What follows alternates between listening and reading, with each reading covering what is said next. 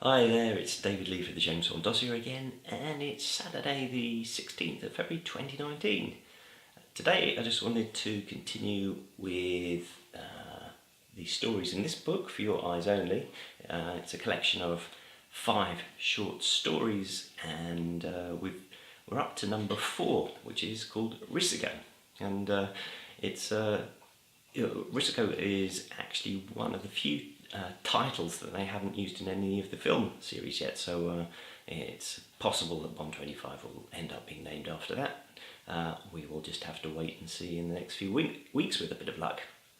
And I haven't actually checked this with an Italian friend, which I ought to do one day, but Fleming kind of implies that it's the Italian word for risk, although to me it sounds a bit kind of allo style Italian, but there you go. It may be Italian for risk. I'll have to check on that. In fact, you can check on Google Translate if you want, and you can tell me. Okay, so basically Bond is sent to Rome because he's been sent by M to stop a heroin pipeline. There's a lot of heroin being smuggled through the UK or into the UK and via Italy, and so he's been given the task of closing down the pipeline. M doesn't really want to do the job, so it's all done with a bit of a bad temper because he doesn't consider it a good use of Secret Service resources. But anyway, he sends Bond to do what he can. And he meets his contact in Rome, Christatos, and they go to a restaurant owned by Bond's target, and so he meets his contact, and he also gets to look at the opposition too. And it's quite interesting, quite funny in one bit when Bond eats pasta with what's described an improbable concoction of basil, garlic and pine cones, which you and I will know as better as pesto. I've actually got a jar in my fridge right now, and I'm sure that it's many of you who are watching will too.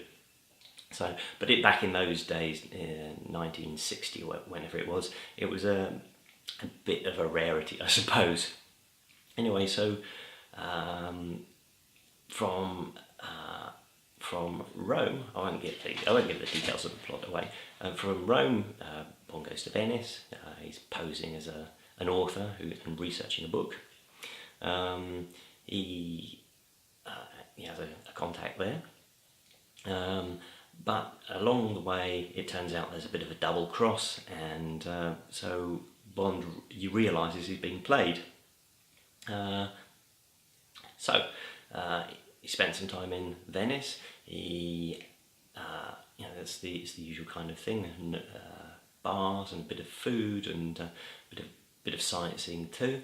And afterwards, Bond heads on a mission to close down the pipeline, but he kind of plays the player. So he turns it around. Job done, finished. Heroin pipeline presumably closed down. It's an interesting story. It's never been my favourite of the stories in For Your Eyes Only, but I think it's grown on me in the last few years. A few years meaning probably a decade or more. But no, it's a fairly concise Bond's adventure, and it has many of the elements that we associate with James Bond. So it's another something just flew by my window. I think it was probably a bird, but you never know around here. We also not this time of day, we get bats and all kinds of things, and huge buzzy insects. So okay, so back to the book. What did I want to say? I think it's grab a copy of the book, or either that one, or you can get all the short stories in this. I don't know if this is still available. It collects the stories from For Your Eyes Only and also from Octopussy and the Living Daylights. So this I usually take to the beach because it's got all the short stories in. and just I'll read a couple of them every year on the beach. Okay, I think that's it for today. I will be back tomorrow to finish a few eyes only with you. So yeah, see you then.